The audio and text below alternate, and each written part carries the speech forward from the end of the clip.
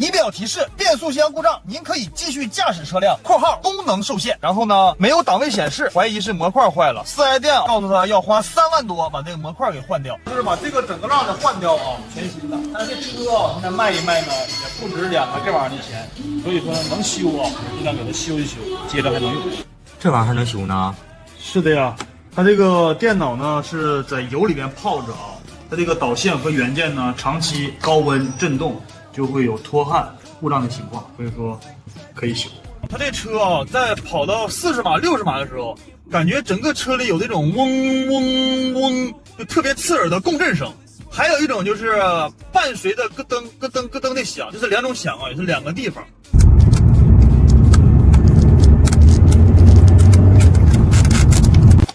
跑起来哈啦哈啦那响声啊，在46度的时候，就是这里啊导航了。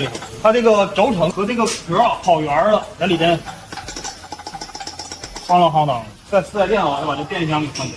现在呢，我决定把这个外圈啊，用这个工具呢给它加大一下子，然后给它镶个套子。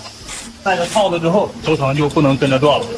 不容易，这活我跟你说，没点体力的话不好整进去。现在啊。换好之后就不晃了，就是因为这一个套子，差点没把变速箱给换了。你说这德国人是不是存心敬意的？